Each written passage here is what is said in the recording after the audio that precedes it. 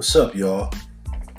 This is Dr. Craig Waleed, your host, here on the Prison to Promise podcast, where I explore strategies formerly incarcerated people use to avoid returning to prison. To kick off this first episode, I'm going to set the tone by sharing my experiences with the criminal legal system, prison, community reentry, and the strategies I use to not only avoid a return trip to prison, but to also turn my life around, going from prison to promise.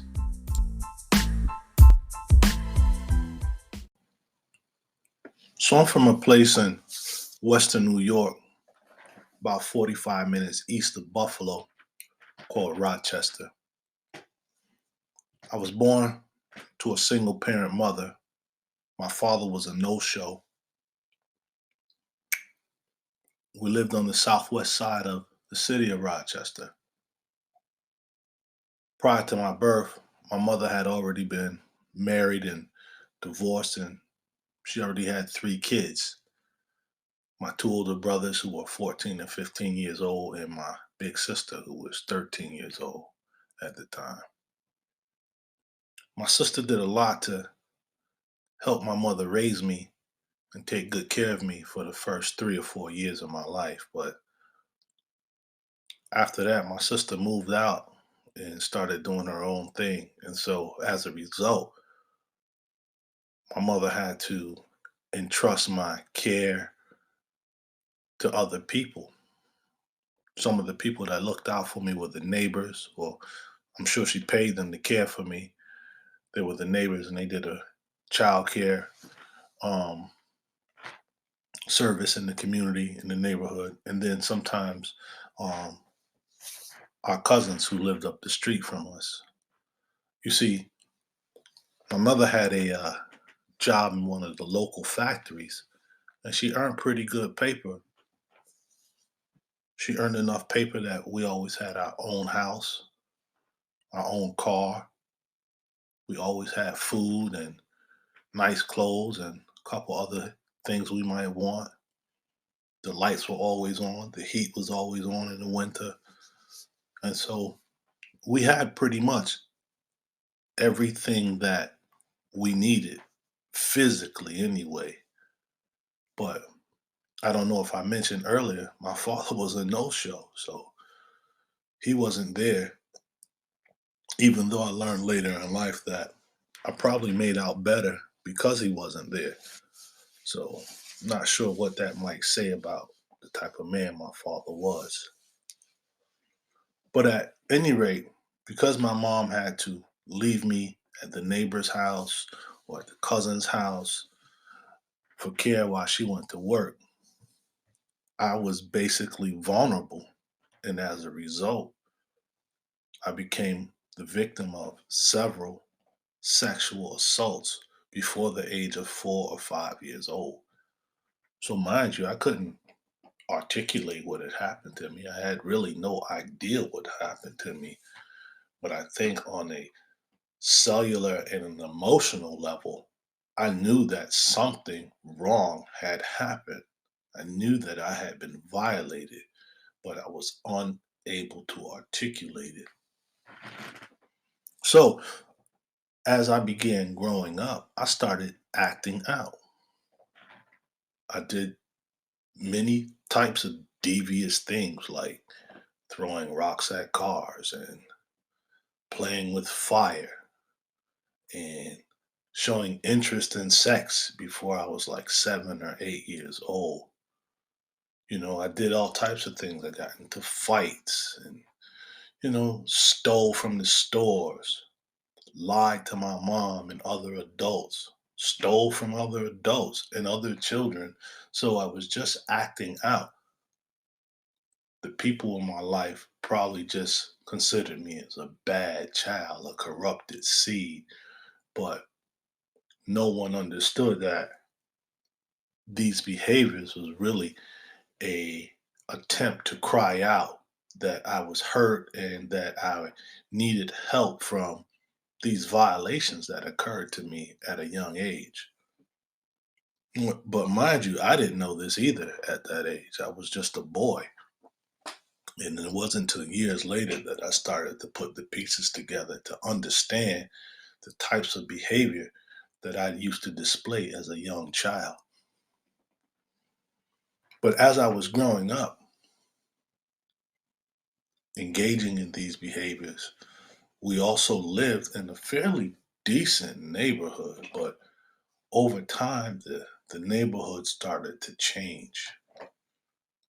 Drugs were starting to trickle in to the neighborhood. More violence was starting to show up. Starting to see more winos on the street, more drug addicts on the street, more prostitution on the street, all the things that someone who wants to raise a healthy family don't want their people, their children themselves exposed to.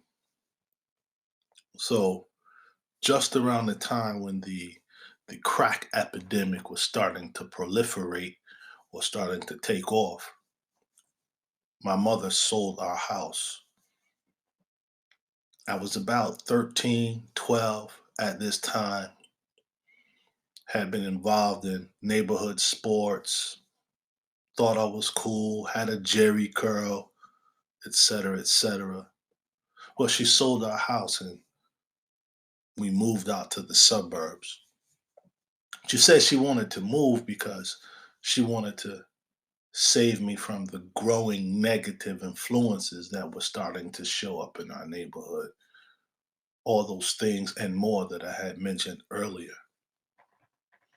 But little did she know, or maybe she did know, that I had already been corrupted.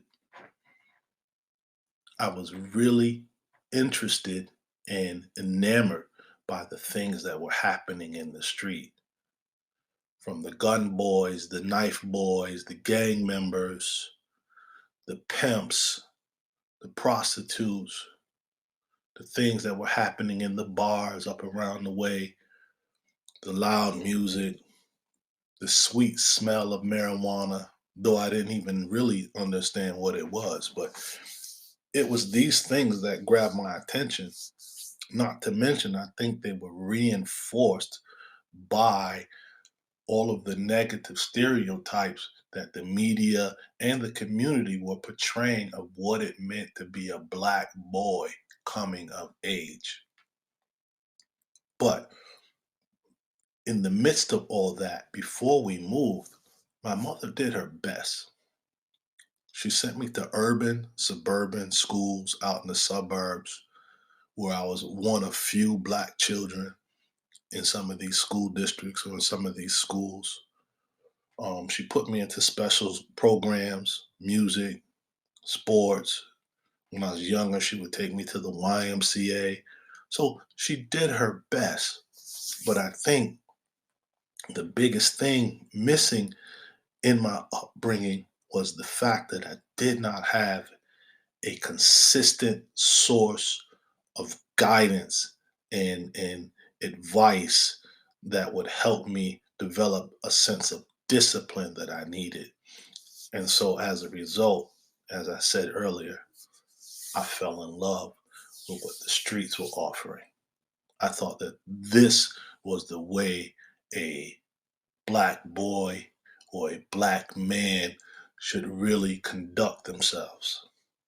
Though one of my uncles was an attorney, though another one of my uncles was a pastor, my brothers were college students. They were never involved in this stuff. So none of this stuff never happened up close and personal for me.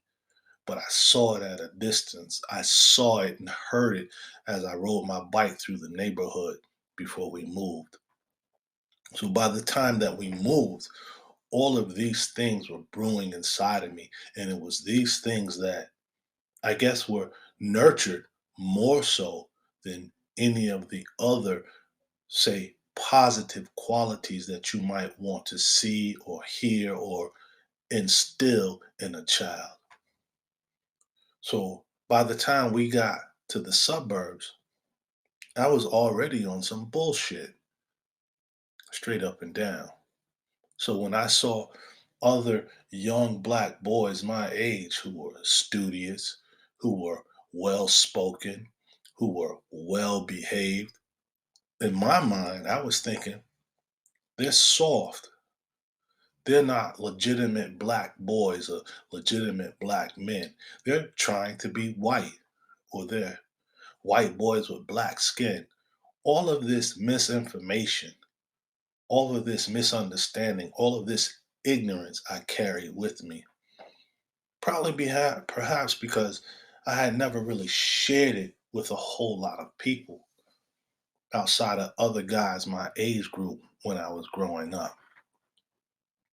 And so there were no adults really that countered this type of narrative. Again, because maybe I didn't let it be known that this is what I was thinking or this is how I misunderstood the world. I'm not sure. But at any rate, we get to the suburbs. I begin middle school, eighth grade, ninth grade. Around ninth grade, I start dibbling and dabbling with alcohol. 10th grade, I'm dibbling and dabbling with alcohol and cannabis or marijuana. Come 11th grade, I'm messing with cocaine, alcohol, marijuana, and I discontinued playing sports because when I first moved to the suburbs, one of the first things I did was I joined the football team. I joined the CYO Catholic Youth Organization basketball team, track and field. I had joined the boxing club, but that wasn't in the suburbs. I had to go back down into the community. It was called St. Martin's Boxing Club. So I was into athletics. I wasn't that good, but that's what I did. But as the years moved by and I continued to dibble and dabble with drugs and alcohol, there became more of a gap between me and athleticism, me and doing what's right. And so eventually, what happened is I began committing crimes to get money to buy drugs. My mother used to give me a little $5, $10 a week. Back then, that was enough money to buy lunch throughout the week. But I wanted to get high. I wanted to drink, and it took money to do that. And so I did things that were illegal to get money to pay for my get high. I'm not proud of that, not happy about that, but that's what was happening. And so again, I fell into another hole. I became attracted to something that was not healthy for me, but I wanted to do it and I knew that it took money. So I began breaking the law to make sure that I could do that. Around 12th grade, my girlfriend and I get pregnant with a child. I was dating a white girl from the same suburban town that we had moved to. Her parents didn't like the fact that she was dating me, this black dude. Not to mention, they probably could see, because they were adults, they probably could see that I was pretty much a jerk and I wasn't a healthy kid. I was doing things that were not good for their daughter, but their daughter didn't see it. And perhaps I was quite persuasive, but at any rate, she and I got pregnant. She wanted to get married after high school. She wanted to go to college. I was supposed to go to the Marines.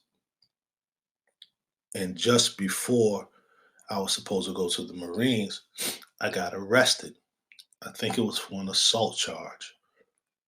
Marines didn't want to take me after that. So I went to the Navy instead.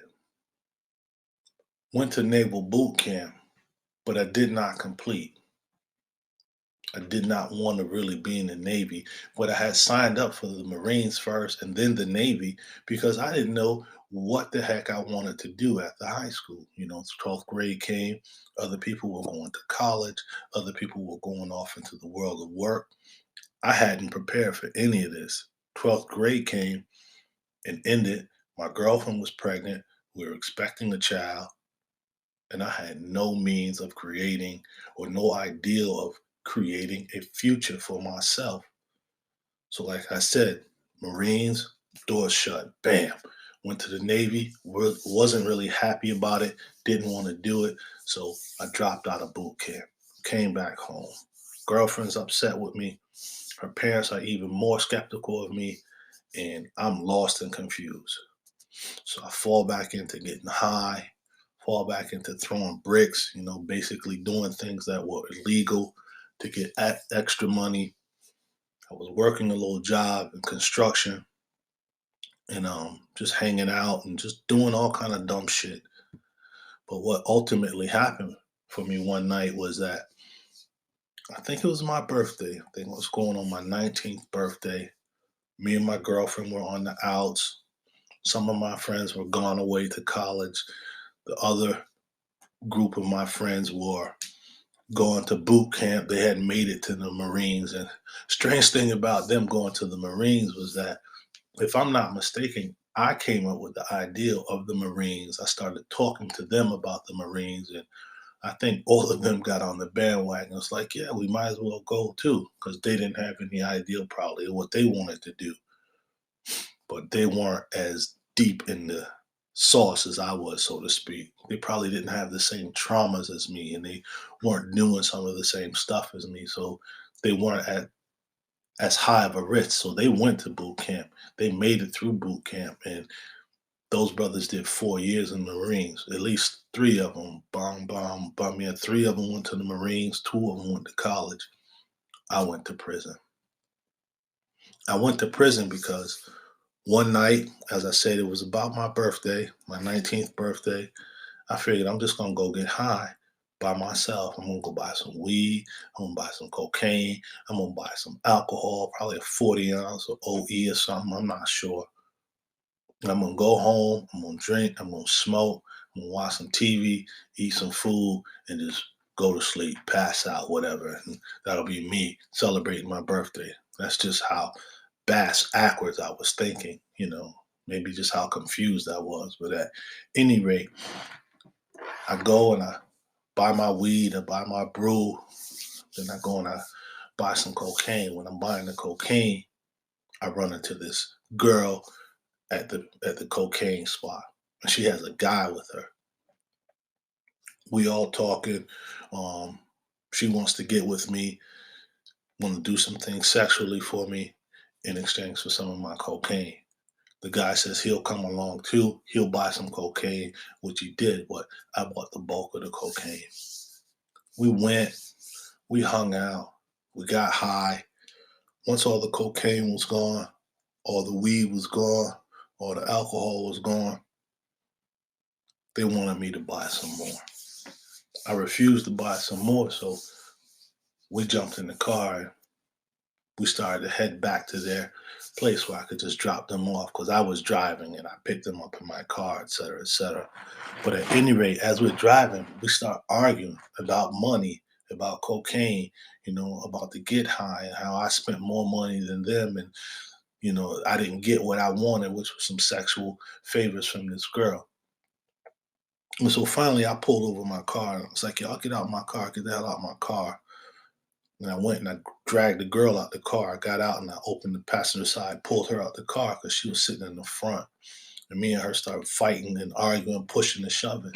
Then the dude gets out the car and he starts fighting and pushing and shoving. He takes a swing at me. He misses, or he may have clipped me. I can't really remember. So me and him start fighting. Then the girl jumps on me. And we're all three of us fighting. And then I think it was the girl who pulled out a knife. And she swipes at me with the knife, barely misses me. I take the knife from her, I stab her, I stab the dude take off running. I stabbed her a few more times, then I jumped in my car and I took off. About a week later, police show up at my door. I'm arrested, I'm taken downtown, I'm put in a lineup. I'm identified by the girl as the person who stabbed her. I don't know where the dude is at. Never heard from him. Got charged with a violent assault, but never got charged for hurting two people, just one person. Got sentenced to 4 to 12 years. But before I was sentenced to 4 to 12 years, I was facing 8 1/3 to 25. Judge was going to give me 8 1/3 to 25. My lawyer said, well, look, you can take it to trial, but if you blow trial, you might get 25, you might get 12 and a half. So what do you want to do? So they go back, I get this plea for 4 to 12 years. So I accept the 4 to 12 years. My lawyer's telling me after 4 years, you'll probably get out, yada, yada, yada. You can still, live your life. I was 19. So I figured I get out to be about 23, maybe 24. But it didn't work out like that. I ultimately ended up serving 8 years on a 4 to 12. So I was in prison from the time I was 19 until I turned 27, almost 30. When they first took me to the state penitentiary from the county jail, I was scared as hell. I heard all the noise. I saw the big walls, the iron gates and bars, the fence with the barbed wire. But I couldn't let nobody know how scared I was. I was really shaking in my boots. And then when you get inside the place, I already had a bald head. So they shaved everybody's head, shaved everybody's face. Then they did strip searches, take off all your clothes, lift up your genitals, bend over, open your butt cheeks, the bottom of your feet, run your fingers through your mouth. Just very dehumanizing. I think that was the worst part of being in prison. Well, then, so I'm in prison and I'm thinking to myself, well, damn, what am I going to do now? I'm here. I knew I had to do at least 4 years. I knew I couldn't fight my way, tough guy my way through prison because I knew somebody else in there was probably tougher than me, probably harder than me. And it was then that I realized I'm not really tough. I'm not really hard. All my life, I've been doing crazy stuff because I've been angry. All my life, I've been doing crazy stuff because I've been afraid. I've been doing this stuff to keep people at bay. I've been doing this stuff, all this crazy stuff, so I didn't have to look at my emotional self. But I didn't even realize it. But what happened was I was in the cell and I started asking myself, how did I end up here? How did I let myself get to this low point in my life? And I answered myself back internally. People say, well, something said. That something was my conscious mind, that part of me that was no longer high, that was no longer sedated by drugs and alcohol. And it said to me, it's your thinking that got you here, yo. And at the same time, it told me, but it's your thinking that could get you out of here too. That blew me away. So I really started asking myself, what about my thinking? How did my thinking get like this? And I couldn't lie to myself. It wouldn't do me any good. So I really started just peeling back the layers of my life, the events of my life, and looking at the things that happened to me, the things that I did, and how I ended up in this low place. And so I realized that because I was thinking in such a low on a low frequency, I could do things to raise my thinking frequency, so to speak, that would ultimately begin to dictate or change how I behaved. And so I started doing things like reading about people who had been in some very tough predicaments, reading about people who changed their lives. And one of the books that I read that really changed my life and changed my outlook about myself was the autobiography of Malcolm X. I didn't want to be like Malcolm, but I realized that Malcolm educated his mind because he was always smart. And I think that for me, I was always smart because growing up, people used to always tell me, man, you're a smart kid, but you're acting up. You're not doing the right things. So I connected with Malcolm's story on that level, having some intelligence. And probably all of us have it. There's no probably about it. All of us do have intelligence in one area or another. No one is not intelligent. There's sometimes people haven't developed their intelligence. And same with me, I hadn't developed my intelligence that would help give me and other people's life. So reading Malcolm's story, reading Nathan McCall's story makes me want to holler.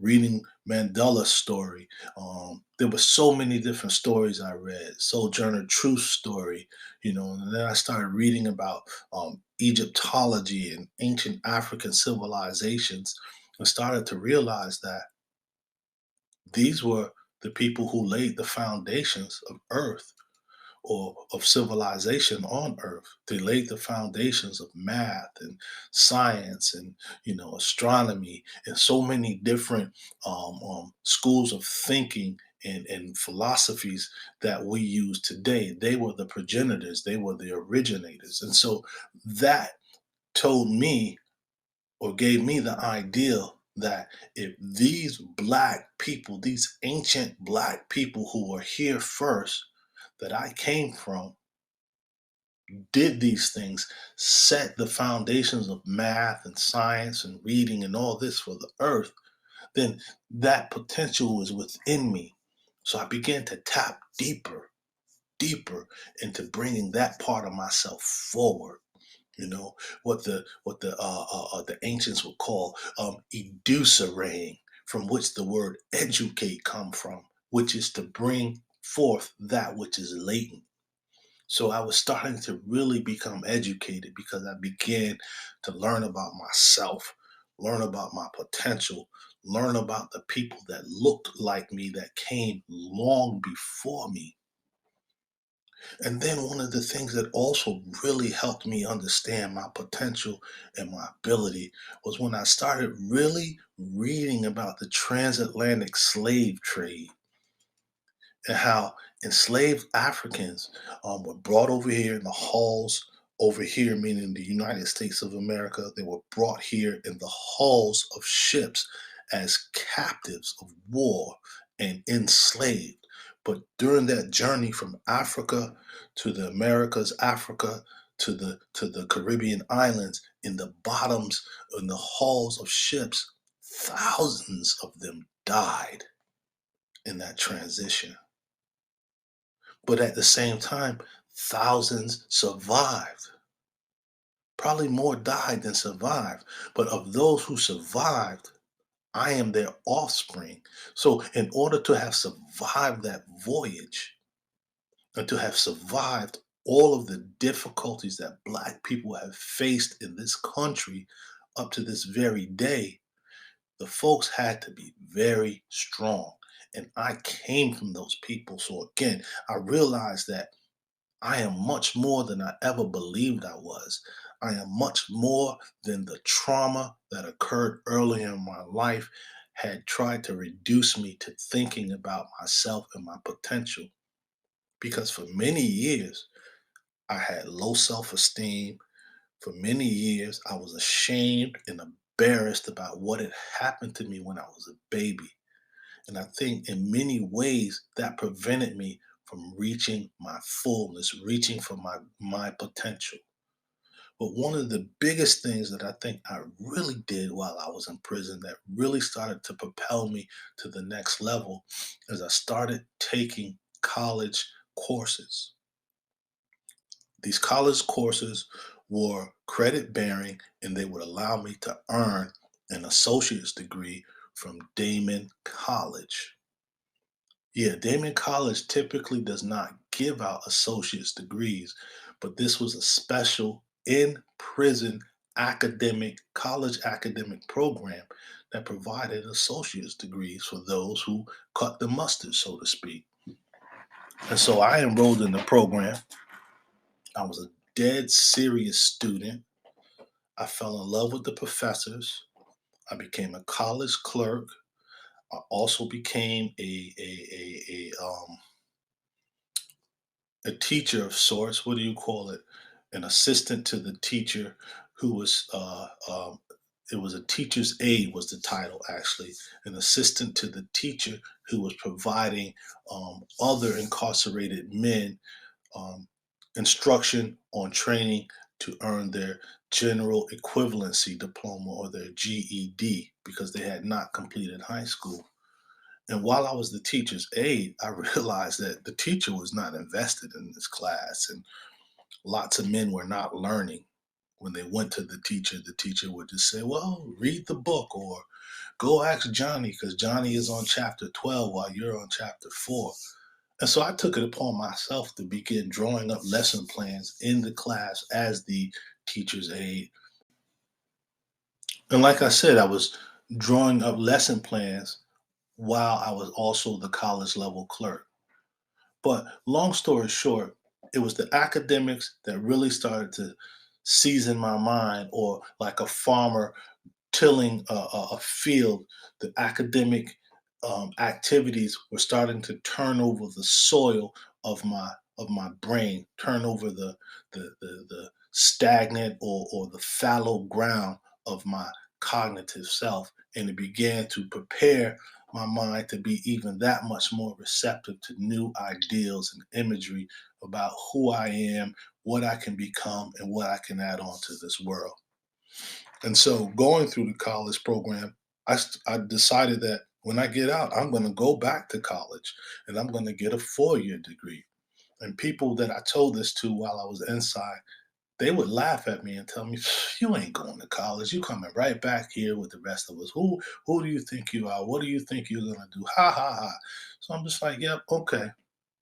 And so it finally came time for me to get released. I had gone to 2 parole boards. I did 4 years and I hit with 2 years. I came back after 6 years and I hit with 2 more years. I came back, there was 8 years. They had to let me go on conditional release. So now the time comes for me to go. I have this plan for myself to work, to go to school. I had a community of people outside waiting to help me. They had been riding with me my whole bid, basically my mother, my brothers, my sister, some of my cousins, some of my friends, those same guys that I mentioned that went to the Marines, and my mother's church family. So I had a nice support network. Got out, I lived with my sister. Eventually, my brother put me up in an apartment in a house that he owned. And after I think like 3 years on parole, I bought the house from my brother. I worked a bunch of temporary jobs. And eventually, I enrolled in college. Then I violated parole. I got sent back for 6 months. I got out after about another year. I re enrolled in college. Well, let me back up. Once I got out, I got off parole like maybe 3 months later, re-enrolled in college after a year had passed, um, and eventually earned a bachelor's degree from the State University in New York at Brockport College. Earned a bachelor's degree in health science.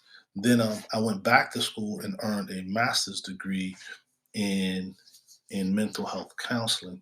And the whole time, I was really doing this because I enjoy academic exercises.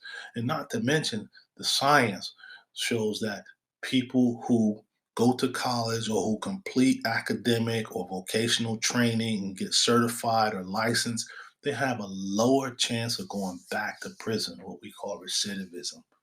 And so I was also doing this because I was running for my life. I did not want to go back to prison or jail. You know, prison hurts a lot. It hurts emotionally, it hurts psychologically, and it could also hurt physically. I was fortunate enough to never get stabbed or beat up or anything like that while I was in prison. And it also hurts the people that love you. And so I had a lot of reasons not to go back to prison. Plus, I wanted to reconnect with my daughter. Unfortunately, that never happened. You know, at the time that I am recording this session, my daughter is now 33. She'll be 34 this year. And I think she just got married this past weekend. I wasn't informed, I wasn't invited. So that's one of the things that I really lost is a relationship with my daughter, you know. But at any rate, I'm still living my best life. So I get out of prison in 97. 2005, I get a bachelor's degree. 2010, I get a master's degree in mental health counseling. Um, 2017, I earned a doctorate degree in education. And in between all of that, I got married. Got married to a beautiful woman from Pakistan. That was in 2007.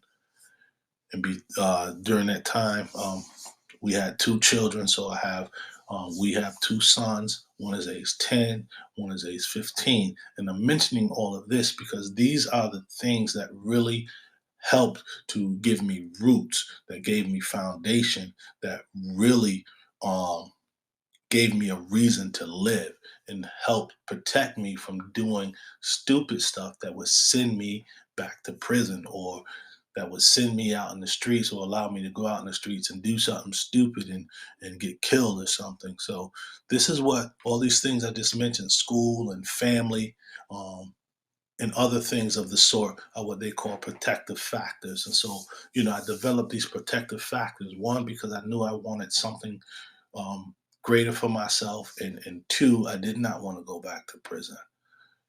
So I spent a lot of time teaching in junior college, as well as at the university that I graduated from as an adjunct.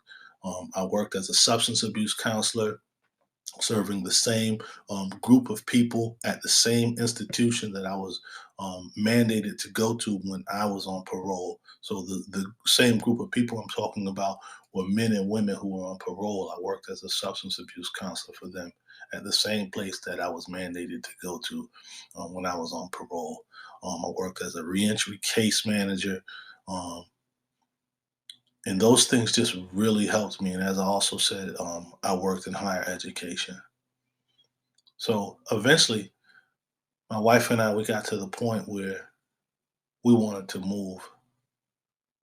And so we left Rochester and we moved to Raleigh, North Carolina, where I'm currently working for the University of North Carolina at Chapel Hill as a postdoc fellow, where we are researching the intersection of health and mass incarceration. But if I could back up a little bit, um, and go back to when I first got out of prison, and maybe for the first 3 years, I think, one of the biggest obstacles I faced, and I think this is important that I mention it, one of the biggest obstacles I faced was the discrimination that people had against me because I had this felony conviction.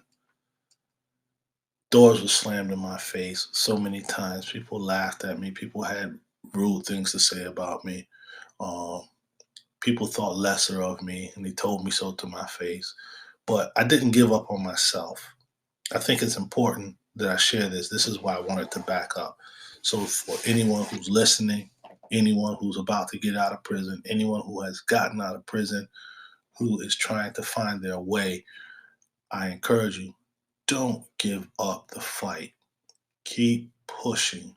But one of the things that helps to even the ground is if you can get your certifications up, if you can get your license up, if you can get your degrees up, if you can get trained in a profession that you really love. Once you have those credentials, it makes it that much easier for you to knock doors down. Because one of the arguments is that, look, I worked hard to change my life. I worked hard to get this certification. I worked hard to get these credentials because I'm not going back to prison. How many people do you know or know of that have been to prison that have earned same similar credentials? Probably not many.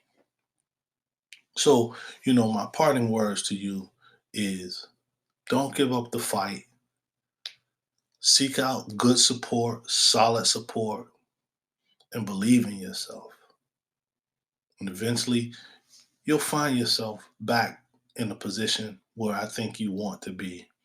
It may take you 5 years, it may take you 4 years, but that time that it takes you to work up and get to that level where you want to be beats another 2, 3, 4, 10 years, or however many years in the penitentiary. So thank you for listening. That's my story from prison to promise.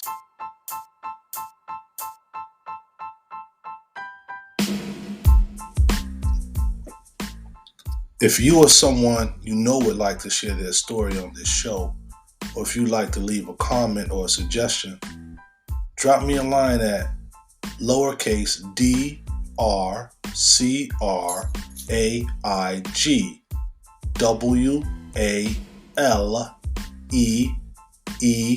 drcraigwaleed, D as in David, at gmail.com. That's Dr. Craig Waleed at gmail.com. Thank you. Peace.